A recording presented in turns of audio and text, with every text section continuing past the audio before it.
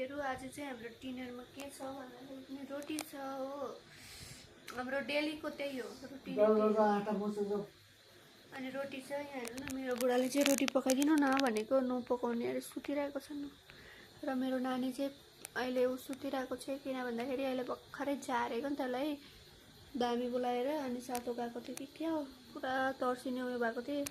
अनि त्यही भएर चाहिँ अहिले चाहिँ मस्त सुतिरहेको छ हो। र साथीहरू म चाहिँ अब लागेको रोटी पकाउनुतिर। के कसो हो बुढा, लु छिटो हेर्नुहोस् न साथीहरू, मेरो बुढा चाहिँ यस्तो भिखारी भएको छ नि। हेर्नु नि, यहाँ फाटिरहेको छ, मुसाले खाइरहेको छ। यहाँ पनि मुसाले खाइरहेको छ। अझै यति नै खालि ढाँड थिच्नु भन्छ न। र साथीहरू तपाईँहरूको घरमा के पाक छ भन्नु होला। अनि आज चाहिँ कति बज्दैछ बुढा? 8:30 9 बज्न आँट्यो। लु 9 बज्न आँट्यो त। लु आटा मुस्नु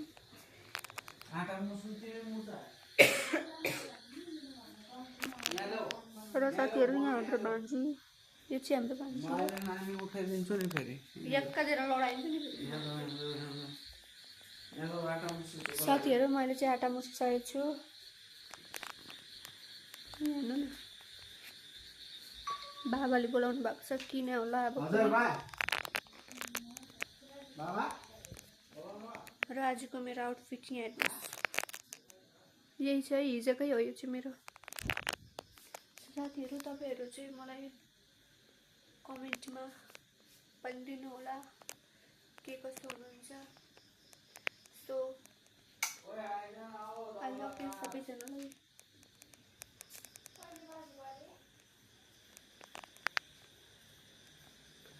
र अब चाहिँ हामी रोटी बनाउने है साथीहरू। यहाँ मैले चाहिँ रोटीको यस्तो मुसेर राखिरहेको छु, हेर्नु न। अब चाहिँ यसलाई डल्लो गर्छु। डल्लो गरेर चाहिँ म फोन यता साइडमा राखिदिइहाल्छु।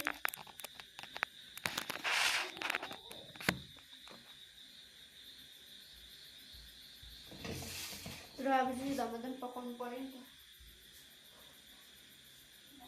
भोक लागिसक्यो त बाबालाई पनि हो।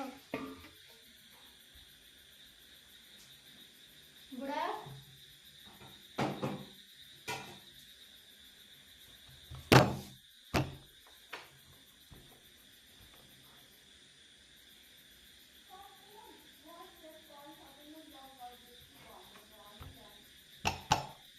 साथीहरू यसबाट चाहिँ 10वटा बनिन्छ कि बनिँदैन भन्नु होला है।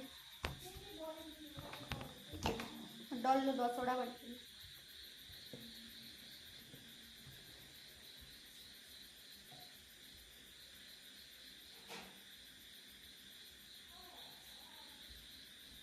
साजरिया मेरी चलती थी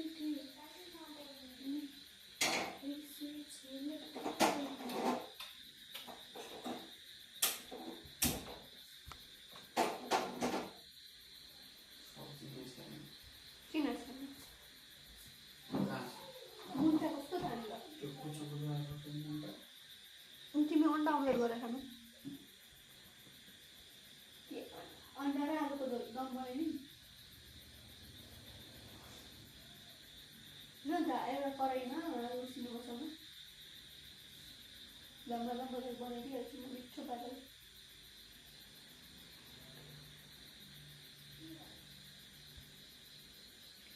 मलाई साँच्चै खाने हो आलुको दम? एकैछिनमा बनाइदिन्छु भन। आलुको झोल भनेको होइन, दम भनेको। दम भनेको लगभग